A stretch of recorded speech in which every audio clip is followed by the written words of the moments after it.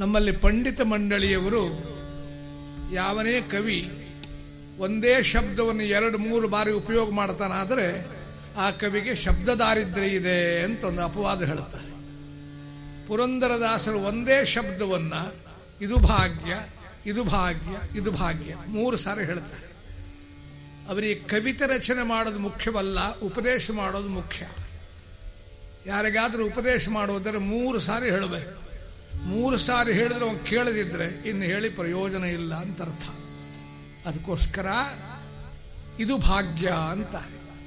ಭಾಗ್ಯ ಅಂದ್ರೆ ಉಂಡು ಉಟ್ಟು ಸ್ವಲ್ಪ ಮಿಕ್ಕಿ ಮನೆಗಿನೇ ಸುಖ ಭೋಗ ವಿಷಯದಲ್ಲಿ ಬಿದ್ದರೆ ಅವರನ್ನು ಭಾಗ್ಯವಂತ ಅಂತೆ. ದಾಸರು ಹೇಳೋ ಭಾಗ್ಯ ಅದಲ್ಲ, ದೇವರು ನಮ್ಮ ಭಾಗಕ್ಕೆ ಏನು ಕೊಟ್ಟಿದ್ದಾನೋದು ಭಾಗ್ಯ. ಮೃಷ್ಟಾನ್ನವೇ ಇರಲಿ ಕದನ್ನವೇ ಇರಲಿ, ನೀನು ಕೊಟ್ಟದಿದ್ದು ಭಾಗ್ಯ ಅಂತ ಸ್ವೀಕಾರ ಮಾಡತಕ್ಕಂಥ ಮನೋಭಾವ. ಪದುಮನಾಭನ ಪಾದ ಭಜನೆ ಸುಖವಯ್ಯ, ಇದು ಭಾಗ್ಯ, ಇದು ಭಾಗ್ಯ, ಇದು ಭಾಗ್ಯವಯ್ಯ. ಪದ್ಮನಾಭನ ಪಾದ ಭಜನೆ ಸುಖವಯ್ಯ, ಇದು ಭಾಗ್ಯ, ಇದು ಭಾಗ್ಯ, ಇದು ಭಾಗ್ಯವಯ್ಯ. ಯಾವಾತನ ಜೀವನದಲ್ಲಿ ಧರ್ಮ ಪ್ರಜ್ಞೆ ದೈವಿ ಪ್ರಜ್ಞೆ ಇದು ಜಾಗೃತವಾಗಿರುತ್ತದೋ ಅವನೇ ಸುಖಿ ಅಂತಾರೆ ದಾಸರು. ನಮ್ಮ ಸನಾತನ ಧರ್ಮದ 2 ಕಣ್ಣುಗಳಿದ್ದ ಹಾಗೆ ದೈವಿ ಪ್ರಜ್ಞೆ, ಧರ್ಮ ಪ್ರಜ್ಞೆ. ಧರ್ಮ ಅಂದ್ರೆ ಜಾತಿ ವರ್ಣ ವರ್ಗ ಲಿಂಗ ಭೇದಗಳಲ್ಲ. ಧರ್ಮ ಅಂದ್ರೆ ವಿಧಿ ನಿಷೇಧಾತ್ಮಕವಾದ್ದು. ಯಾವುದು ಮಾಡಬೇಕು ಯಾವುದು ಮಾಡಬಾರದು ಅದನ್ನು ಹೇಳೋ ಧರ್ಮದ ಕೆಲಸ. ಅದಕ್ಕಾಗಿ ಮೇಲೆ 2 ಗ್ರಂಥಗಳು ಸುಲಭವಾಗಿ ತಿಳಿಯುವಂತೆ, ಒಂದು ಶ್ರೀಮದ್ ರಾಮಾಯಣ, ಇನ್ನೊಂದು ಮಹಾಭಾರತ. ಯಾವುದು ಮಾಡಬೇಕು ಅದನ್ನು ರಾಮಾಯಣ ಹೇಳುತ್ತದೆ, ಯಾವುದು ಮಾಡಬಾರದು ಅದನ್ನು ಮಹಾಭಾರತ ಹೇಳುತ್ತದೆ. ವಿಧಿ ನಿಷೇಧಗಳು, ಅದಕ್ಕೆ ಧರ್ಮಗ್ರಂಥ ಅಂತ ಹೆಸರು. ಅದಕ್ಕೆ ನಮ್ಮ ಹಿರಿಯರಂದ್ರು ರಾಮ ನಡೆದ ಹಾಗೆ ನಡಿ, ಕೃಷ್ಣ ನುಡಿದ ಹಾಗೆ ನಡಿ. ಈ ಕಣ್ಣಿಗೆ ಕಥೆ ಕೇಳಿದ್ರೆ ನಮ್ಗೆ ರಾಮ ನಡೆದ ಹಾಗೆ ನಡೆಯೋ ಸಾಧ್ಯ ಅಲ್ಲ. ಕೃಷ್ಣ ನಡೆದ ಹಾಗೆ ನಡಿ ಅಂತೀರೋ ನಾವು ಸ್ವಲ್ಪ ಪ್ರಯತ್ನ ಮಾಡುತ್ತೆ. ಅಲ್ಲಿ ಕದ್ದ, ಅಲ್ಲಿ ತಿಂದ, ಇಲ್ಲಿ ತಿಂದ, ಕೇಳಲಿಕ್ಕೂ ಸುಲಭ, ಮಾಡಲಿಕ್ಕೂ ಸುಲಭ. ನಾವು ಕೃಷ್ಣ ನಡೆದ ಹಾಗೆ ನಡೆದ್ರೆ ಆಗೋದಿಲ್ವೇ? ಅದಕ್ಕೂ ನಮ್ಮ ಹಿರಿಯರು ಒಪ್ಪಿದರು. ಕೃಷ್ಣ ನಡೆದ ಹಾಗೆ ನಡೆಯಬಹುದು. ಕೃಷ್ಣ ಮೊದಲು ಪೂತನಿಗೆ ವಿಷ ಕುಡಿದದ್ದು. ನೀ ಮೊದಲು ವಿಷ ಕುಡಿ, ಬದುಕಿದ್ರೆ ಮುಂದಿನದ್ದು ಮಾಡು, ನಮ್ದೇನು ಆಕ್ಷೇಪ ಇಲ್ಲ. ರಾಮಾಯಣ ಭಾರತಾದಿ ಕುರಿತು ನಮ್ಮ ಜ್ಞಾನ ಬಹಳ ಸೀಮಿತ. ಪೇಟೆ ಪಟ್ಟಣದ ಅರ್ಥವೇ ಆಗೋದಿಲ್ಲ. ಬೆಂಗಳೂರಿನಲ್ಲಿ ದೊಡ್ಡ ಭಾಷೆ ಇದು, ಯಾವ್ದು ಹೇಳಲಿಕ್ಕಾಗೋದಿಲ್ವೋ ಅದೊಂದು ದೊಡ್ಡ ರಾಮಾಯಣ ಅಂದ್ಬಿಟ್ರೆ ಮುಗಿದೋಯ್ತಲ್ಲ ಈಗ ಅರ್ಥ. ಹೇಳಲಿಕ್ಕಾಗದೇ ಇರೋದಕ್ಕೆ ದೊಡ್ಡ ರಾಮಾಯಣ ಅಂತ. ವೇದಾಂತ ಶಬ್ದ ಅಂತೂ ಬಹಳ ಸುಲಭವಾಗಿ ಬಿಟ್ಟಿದೆ. ಈಗ ನಾವು ವೇದಾಂತ ಅಂತ ಹೇಳೋದು ಯಾವುದಕ್ಕಂದ್ರೆ ತನಗೆ ಗೊತ್ತಿಲ್ಲದೆ ಇರುವುದನ್ನು ಇತರರಿಗೆ ತಿಳಿಯದಂತೆ ಹೇಳೋಣ. ಇವನಿಗೂ ಗೊತ್ತಿಲ್ಲ, ಕೇಳೋರಿಗೆ ಅರ್ಥ ಆಗಬಾರ್ದು. ಚೆನ್ನಾಗಿ ಹೇಳ್ತಾರೆ, ನಿಂಗೆ ಅರ್ಥ ಆಯ್ತೆ, ನಂಗಾಗಲಿಲ್ಲ, ಯಾಕೆ? ಅದು ವೇದಾಂತ ಅಂತ. ನೀವು ಸಂಸಾರ ಅಂತ ಬರೆದು ಕೆಳಗೊಂದು ಕಕಾರ ಕೊಟ್ಟರೆ ಸಂಸ್ಕಾರ ಅಂತ ಆಗ್ತದೆ. ನಮ್ಗೆ ಸಂಸಾರ ಇದ್ರೆ ಸಾಲದು, ಸಂಸ್ಕಾರವಾಗಬೇಕು. ಒಂದು ಕಕಾರ ಇದ್ರೆ ಸಾಕು. ಆದರೆ ನಾವು ಬೇಡದಿದ್ದ 3 ಕಕಾರಗಳನ್ನು ಬಂಧಿತರು: ಕಾಲ, ಕಾಮ, ಕರ್ಮ. ಈ 3 ಕ ನಮ್ಮನ್ನು ಬಂಧಿಸ್ತದೆ. ಅದಕ್ಕೆ ನಮ್ಮನ್ನು ಮೂರ್ಖ ಅಂತ ಹೇಳು. ಅದರಿಂದ ಬಂಧಿಸ್ತದೆ ಕಾಲ, ಕಾಮ, ಕರ್ಮ. ಯಾರು ಬಂಧಿಸಿದರು? ನಿನ್ನನ್ನೊಂದು ದಿವ್ಯತೆ ಕಡೆ ಕೊಂಡು ಹೋಗಲಿಕ್ಕಾಗಿ.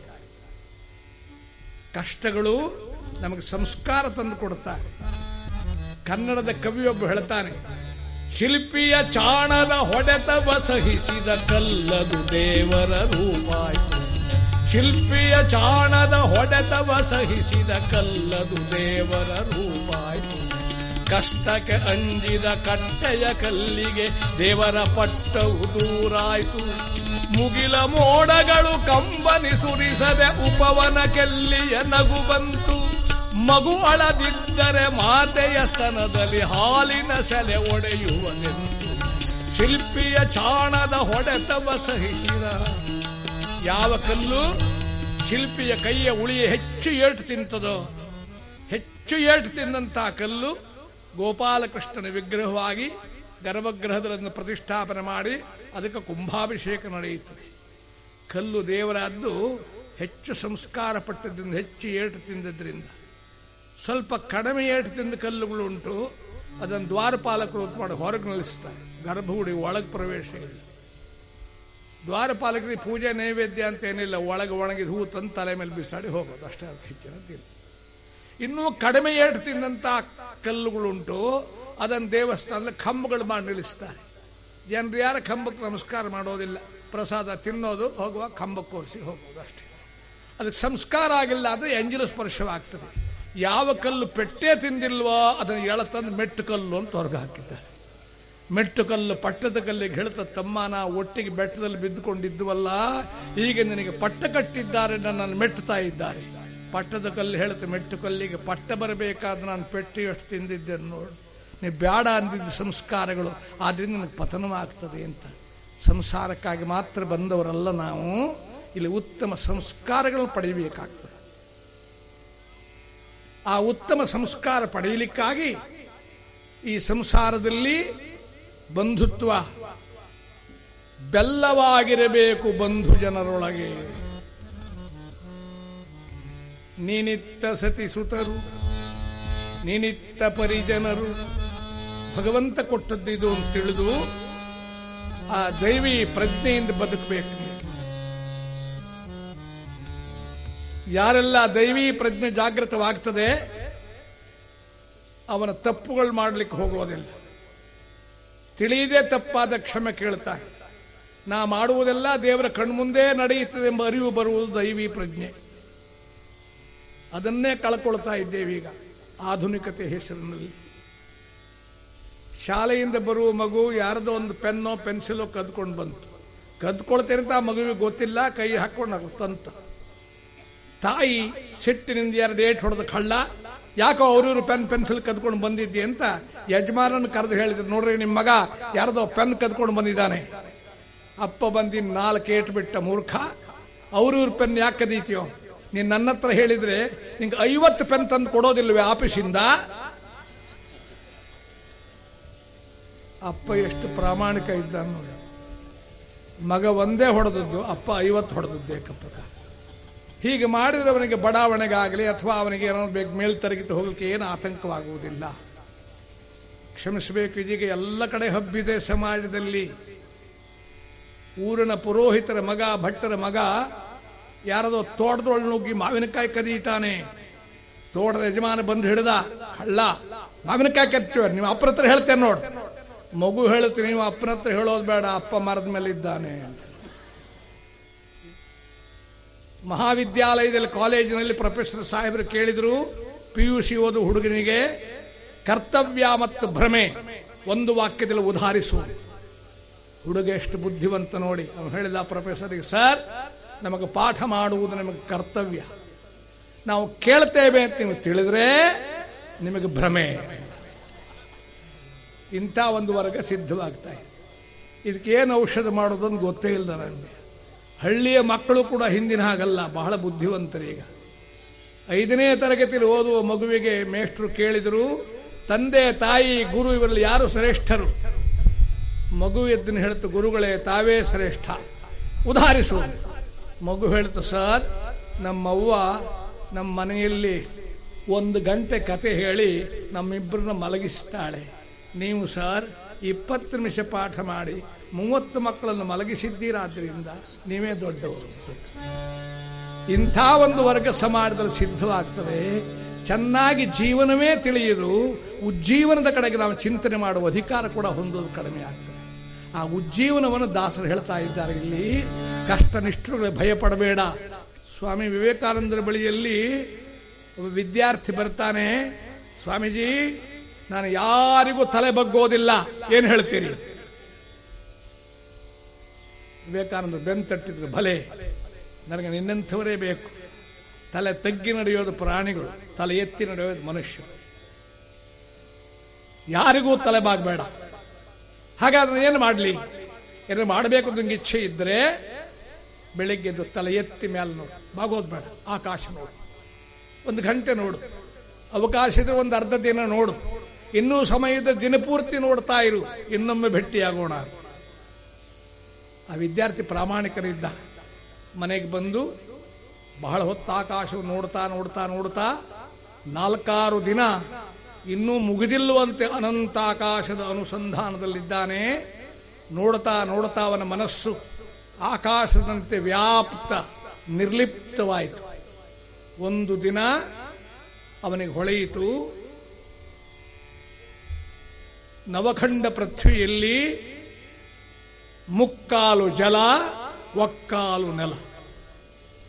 ಆ ಒಕ್ಕಾಲು ನೆಲವು ಮಹಾಜಂಬೂ ದ್ವೀಪ, ಅದರಲ್ಲಿ ಒಂದು ಭರತಖಂಡ, ಭರತಖಂಡದಲ್ಲೇ ಒಂದು ದಕ್ಷಿಣ ಭಾರತ, ದಕ್ಷಿಣ ಭಾರತದಲ್ಲಿ ಒಂದು ಕರ್ನಾಟಕ, ಕರ್ನಾಟಕದಲ್ಲೇ ಒಂದು ಊರು, ಆ ಊರಲ್ಲಿ ಒಂದು ಕೇರಿ, ಆ ಕೇರಿಯಲ್ಲಿ ಒಂದು ಮನೆ, ಆ ಮನೆಯೊಳಗೊಂದು ಕೋಣೆ, ಕೋಣೆಯೊಳಗೊಂದು ಮಂಚ, ಮಂಚದ ಮೇಲೆ ನಾನು. ಇದು ಎಷ್ಟು ದೊಡ್ಡದು! ನನ್ನನ್ನು ಗುರುತಿಸುವ ಒಂದು ಚುಕ್ಕೆ ಕೂಡ ಇಲ್ಲವಲ್ಲ. ಮರುದಿನ ಸ್ವಾಮೀಜಿ ಹತ್ತಿರ ಬರುವಾಗ ತಲೆ ತಗ್ಗಿಸ್ಕೊಂಡು ಬಂದು ಕೈ ಮುಗಿದ. ಬೇಕಂದ್ರೆ ಬೆಂತಟ್ಟಿದೆಯೇನೋ, ಯಾರಿಗೂ ತಲೆ ಬಗ್ಗೋದಿಲ್ಲ ಅಂದಿದ್ದಲ್ಲ, ಇವತ್ತು ಯಾಕೆ ಬಗ್ತಾ ಇದ್ದಿ? ತಾನು ತಲೆ ಎತ್ತಿ ನಡೆಯುವ ಕೆಲಸ ಏನು ಮಾಡಿದ್ದೇನೆ ಸ್ವಾಮಿಗಳೇ, ಕ್ಷಮಿಸಿ. ಅವನಪ್ಪಿಕೊಂಡ್ರೆ, ಮಗು ಈಗ ನೀನು ಭಕ್ತನಾದೆ. ಭಕ್ತ ಅಂದರೆ ಗಂಟೆ ಜಾಗಟೆಗಳ ಪ್ರಸಾದದಿಂದಾಗಿ ಪರ್ಯಾವಸಾನ ಹೊಂದತಕ್ಕಂಥದ್ದಲ್ಲ, ಒಂದು ಬೃಹತ್ ವಸ್ತುವಿನ ಮುಂದೆ ತನ್ನ ಅಲ್ಪತ್ವದ ಅರಿವಾಗುವುದಕ್ಕೆ ಭಕ್ತಿ ಅಂತ ಹೆಸರು. ಈ ಸೃಷ್ಟಿಯ ಮಹತ್ವ ತಿಳಿದು ನಿನ್ನ ಅಲ್ಪತ್ವದ ಅರಿವಾಯ್ತಲ್ಲ, ಅದು ಭಕ್ತಿ. ನಿನ್ನ ಭಾಗಕ್ಕದು ಬೆಳೀಬೇಕು. ದಾಸರು ಹೇಳುವ ಭಜನೆ ಭಕ್ತಿ ಅಂದರೆ ಹಾಡುವುದು ಅಂತ ಅರ್ಥ ಅಲ್ಲ ಹೇಳಿದ್ದಲ್ಲಿ. ಭಜ ಎಂಬ ಧಾತು ಸೇವಾಯ, ನೀ ಏನೇನು ಮಾಡ್ತೀಯೋ ಅದೆಲ್ಲ ಭಗವಂತನ ಸೇವೆ ಅಂತ ತಿಳ್ಕೊಂಡು ಮಾಡತಕ್ಕಂಥದ್ದಕ್ಕೆ ಭಜನೆ ಎಂದಿದ್ದಾರೆ. ಆ ಸಾಹಿತ್ಯದ ಅರ್ಥ ಹಾಗೆ. ನಮ್ಮಲ್ಲಿ ಪುರಂದರದಾಸರನ್ನ ಸಂಗೀತ ಪಿತಾಮಹ ಅಂತ ಕರೀತಾರೆ. ಸರಿಯೇ, ಅದು ಸಂಗೀತ ರಚನೆ ಮಾಡುವವರ ಉದ್ದೇಶ ಅಲ್ಲ. ಆ ಕಲೆಯನ್ನು ಬಳಸಿಕೊಂಡು ಉತ್ತಮ ವಿಚಾರವನ್ನು ಜನತೆಗೆ ಮುಟ್ಟಿಸಬೇಕಾಗಿತ್ತು. ಅದಕ್ಕಾಗಿ ಆ ಕಲಾ ಪ್ರಕಾರ ಆರಿಸಿಕೊಂಡ್ರು. ಅಲ್ಲಿ ಸಾಹಿತ್ಯವೇ ಮುಖ್ಯ, ಸಂಗೀತವಲ್ಲ. ಸಂಗೀತದ ಹಿಂದೆ ತುಳಿಯುತ್ತದಷ್ಟೇ. ಒಂದು ಕಪಿಲೆ ಗೋಮಾತೆ ಹಸು ಬಾಲ ಅಲ್ಲಾಡಿಸ್ತಾ ಬೀದಿಯಲ್ಲಿ ಬರುವಾಗ ಅದನ್ನು ಕಂಡು ಪವಿತ್ರ ಭಾವನೆ ಉಂಟಾಗಿ ನಾವು ಕೈ ಮುಗಿಯುತ್ತೇವೆ. ಹಸು ಬಾಲ ಅಲ್ಲಾಡಿಸ್ಬೇಕು ಹೊರತು ಬಾಲವೇ ಹಸುವನ್ನು ಅಲಗಾಡಿಸ್ಬಿಟ್ರೆ. ಪುರಂದರದಾಸರ ಸಾಹಿತ್ಯ ಅಂತಕ್ಕಂಥ ಕಾಮಧೇನುವಿಗೆ ಸಂಗೀತ ಅಂತಕ್ಕಂಥದ್ದು ಬಾಲ ಇದ್ದಾಗಷ್ಟೇ. ಇಲ್ದಿದ್ರೆ ಏನಾಗ್ತದೆ? ಅವರು ಸಾಹಿತ್ಯ ಪ್ರಧಾನವಾಗಿ ಉಪದೇಶ ಮಾಡಿದ್ದಾರೆ. ಚಿಂತೆಯಾತಕೋ ಮನುಜ ಭ್ರಾಂತಿಯಾತಕೋ, ಕಂತು ಪಿತನ ದಿವ್ಯ ನಾಮ ಸಂತತವು ಜಪಿಸುವರಿಗೆ. ಚಿಂತೆಯಾತಕೋ ಮನುಜ ಭ್ರಾಂತಿಯಾತಕೋ. ಹಾಡಿದರೆ ಹಾಡು, ಆಡಿದರೆ ಮಾತು, ಅಷ್ಟು ಸರಳ. ಇದೇ ಕೀರ್ತನೆ ನೀವು ದೊಡ್ಡ ದೊಡ್ಡ ಸಂಗೀತಗಾರರ ಕೈಯಲ್ಲಿ ಕೊಟ್ಟರೆ ಅವರಿಗೆ ಸಂಗೀತವೇ ಮುಖ್ಯ. ಆದ್ದರಿಂದ ಚಿಂತೆಯ ತಕೋ ಮನುಜ ಭ್ರಾಂತಿಯ ತಕೋ ಅಂದ್ರೆ ನಾನೇನು ಕರ್ನಾಟಕ ಸಂಗೀತ ನಿಂದೆ ಅಂತ ತಿಳ್ಕೊಳ್ಬಾರದು. ಹಿಂದೂಸ್ತಾನಿ ಸಂಗೀತ ಇನ್ನೂ ಭಯಂಕರವಾದ್ದು. 2-3 ತಂಬೂರು ಇಟ್ಕೊಂಡಿರ್ತಾರೆ, ಪಕ್ಕನೆ ಜಗಳಗಳಾದ್ರೆ ಬೇಕಾಗ್ತದೆ, ಸಿದ್ಧ ಮಾಡಿ. 3 ಲೋಕದ ಒಡೆಯ ಅಂತ ದಾಸರು ಕೊಂಡಾಡಿದ್ದಾರೆ ಸ್ವಾಮಿಯನ್ನ. ಅದನ್ನು ವಿಲಂಬಿತ ಹಾಡ್ತಾರೆ ಖ್ಯಾಲ ಪದ್ಧತಿಯಿಂದ. 3 ಲೋಕದ ಒಡೆಯ ಕದ ಒಡೆಯ ಕದ ಒಡೆ, ಅದವರೇ ಮುಖ್ಯ ತಾಳ. ಕಲ್ಲಾಗಿರಲು ಬೇಕು ಕಠಿಣ ಭವ ತೋರೆಯೊಳಗೆ, ಬಿಲ್ಲಾಗಿರಲು ಬೇಕು ಬಲ್ಲವರೋಣು. ಮೆಲ್ಲನೆ ಮಾಧವನ ಮನವ ಮೆಚ್ಚಿ ನಡೆಸಬೇಕು ಮೆಲ್ಲನೆ ಮಾಧವನ. ಅಲ್ಲಿ ಮೆಲ್ಲನೆ ಅಂದ್ರೆ ಶಮ, ದಮ, ತಿತಿಕ್ಷಾ, ಉಪರತಿ, ಶ್ರದ್ಧಾ, ಸಮಾಧಾನ ಇತ್ಯಾದಿ ಉತ್ತಮ ಗುಣಗಳನ್ನು ಮೊದಲು ಮೆಲ್ಲ ಮೆಲ್ಲ ಹಂತ ಹಂತವಾಗಿ ಮಾಡಿಕೊಂಡು ಈ ಷಟ್ ಸಂಪತ್ತಿನಿಂದ ಅಧ್ಯಾತ್ಮಕ್ಕೆ ಅಭಿರುಚಿ ಬರೋದು. ಅಲ್ಲಿ ನಾನಾ ನಿಯಮಗಳಿರುವುದರಿಂದ ಆ ನಿಯಮವನ್ನು ಪಾಲಿಸಿದ ಬಳಿಕವೇ ಮುಂದಿನ ಮಾರ್ಗಗಳನ್ನು ದೊರಕತಕ್ಕಂಥದ್ದು. ನಿಯಮ ಇಲ್ಲದಿದ್ರೆ ಏನು ಕುತೂಹಲ ಇರ್ತದೆ ಹೇಳಿ. ಎಲ್ರಿಗೂ ಗೊತ್ತಾಗುವ ನಿರ್ಣಯ ಹೇಳೋ ದೃಷ್ಟಾಂತ ಅಷ್ಟೇ. ದೇಶದಲ್ಲಿ ಎಲ್ಲಾದರೂ ಕ್ರಿಕೆಟ್ ಶುರುವಾದರೆ ಎಲ್ಲಿ ಹೋದರೂ ಕಿರಿ ಕಿರಿ ಕಿರಿ ಕ್ರಿಕೆಟ್ ಒಂದೇ ಏಕ ಪ್ರಕಾರ. ಎಲ್ರಿಗದ ಕುತೂಹಲ.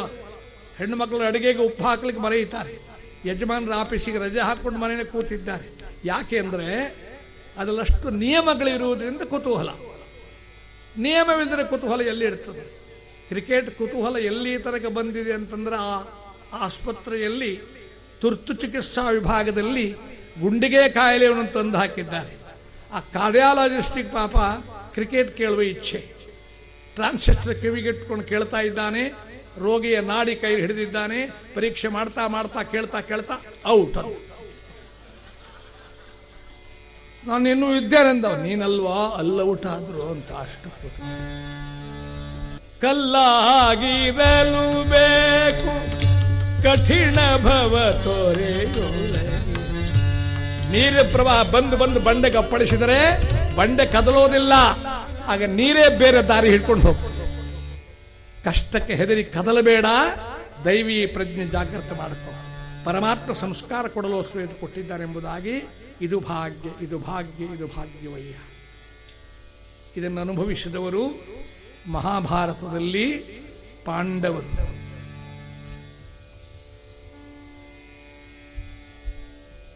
ಕರ್ನಾಟಕದ ಮಹಾನ್ ಕವಿ, ಪ್ರಾಸಾದಿಕ ಕವಿ ಕುಮಾರವ್ಯಾಸ, ಗದುಗಿನ ನಾರಾಯಣಪ್ಪನು ಭಾರತದ ಪ್ರಾರಂಭದಲ್ಲೇ ಮಹಾಭಾರತದ ಮಹಾವ್ಯಕ್ತಿಗಳನ್ನು ಒಂದೇ ಷಟ್ಪದಿಯಲ್ಲಿ ಹೇಳ್ತಾರೆ. ವೇದ ಪುರುಷನ ಸುತನ ಸುತನ ಸಹೋದರನ ಮೊಮ್ಮಗನ ಮಗನ ತಳೋದರಿಯ ಮಾತುಳನ ಮಾವನ ಅಧಿಕ ಭುಜ ಬಲದಿ ಕಾದಿಗೆಲಿದನ ಅನ್ನನವ್ವೆಯ ನಾದಿನಿಯ ಜಠರದಲ್ಲಿ ಜನಿಸಿದ ನಾದಿ ಮೂರುತಿ ಸಲಹೋ ಗದುಗಿನ ವೀರ ನಾರಾಯಣ.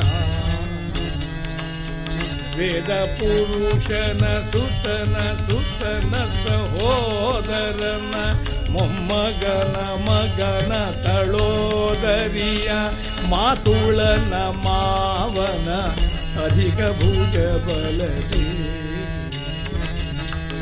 ಇದನ್ನು ಹಿಂದೆಲ್ಲ ಮಕ್ಕಳಿಗೆ ಸಣ್ಣ ತರಗತಿಯಲ್ಲೇ ಇದೆಲ್ಲ ಹೇಳಿಕೊಡ್ತಾ ಇದ್ರು. ಇನ್ನೊಮ್ಮೆ ಸಣ್ಣ ಮಕ್ಕಳಿಗೆ ಇದು ಹೇಳಿಕೊಟ್ರೆ ದೊಡ್ಡ ಲಾಭ. ಮನೆಯಲ್ಲಿ ಬಂದು ಯಾರ್ಯಾರನ್ನ ಹ್ಯಾಂಗೆ ಕರೆಯೋದಂತಾದರೂ ಮಕ್ಕಳಿಗೆ ಗೊತ್ತಾಗ್ತದೆ. ಅದು ತಿಳಿಯದೆ ಮಕ್ಕಳು ಮನೆಗೆ ಬಂದು ಮಮ್ಮಿ ಮಮ್ಮಿ ಅಂತ ಕರೆಯುವಾಗ ತಾಯಿಗೆ ಸ್ವರ್ಗವೇ ಸಿಕ್ಕಿದಷ್ಟು ಸಂತೋಷ. ಅವಳಿಗೆ ಗೊತ್ತಿಲ್ಲ ಮಮ್ಮಿಗಳು ಅಂತ ಹೇಳೋದು ಯಾವುದಕ್ಕೆ ಗೊತ್ತೇ? ಈ ಭೂಮಿಯಲ್ಲಿ ಹುಗಿದು ಹಾಕಿದಂಥ ಕೊಳೆತ ಶವಗಳನ್ನು ಮಮ್ಮಿಗಳು ಅಂತ ಕರೆಯೋದು. ಆ ಸತ್ತ ಶವದ ಹೆಸರನ್ನು ಹೆತ್ತ ತಾಯಿಗಿಟ್ಟು ಕರೀತಿ. ಆದರೆ ನೀನು ಸಾಂಸ್ಕೃತಿಕವಾಗಿ ಎಷ್ಟು ಸತ್ತಿದ್ದೆ ಅಂತಕ್ಕಂಥ ತೋಡು ಚಿಂತನೆ ಮಾಡಿ. ಈಗ ಇನ್ನೂ ಪ್ರಗತಿಯಾಗಿದೆ. ಮಮ್ಮಿ ಎಲ್ಲ ಹೋಯ್ತು. ಈಗ ಮಮ್ ಮಮ್ ಬಗುಳಿದ. ದೊಡ್ಡಮ್ಮ ಆದರೆ ಮ್ಯಾಕ್ಸಿಮಮ್ ಇಂಥ ಸ್ಥಿತಿ. ಚಿಕ್ಕಮ್ಮನ ಮಿನಿಮಮ್ ಅಂತೀಯ ಮೂರ್ಖ. ಅಂಬಾ ಅಂತಕ್ಕಂಥ ಜಗನ್ಮಾತೆಯ ಹೆಸರು ಅಮ್ಮ ಅಂತ ಕರೆಯಲ್ಪಟ್ಟಿದೆ. ಹಳ್ಳಿಯಲ್ಲಿದ್ದವರೆಲ್ಲ ಗೊತ್ತಿರ್ತದೆ ನಮಗೆ. ಹಸು ಕರು ಹಾಕಿದ ಕ್ಷಣ ಅದು ತನ್ನಷ್ಟಕ್ಕೆ ತೆವಳಿಕೊಂಡು ಎದ್ದು ನಿಂತು ತಾಯಿಯ ಕಡೆಗೆ ನೋಡಿ ಹುಂಬ ಹುಂಬ ಅಂತದೆ. ಯಾವ ಪೇಟೆಯ ಕರು ಆದರೂ ಮಮ್ಮಿ ಮಮ್ಮಿ ಅಂತ ಹೇಳೋದೇ ಇಲ್ಲ. ಪ್ರಾಣಿಗಳು ಹೇಳೋದಿಲ್ಲ. ಮನುಷ್ಯರಲ್ಲಿ ಎಂಥ ಕಲ್ಪನೆ.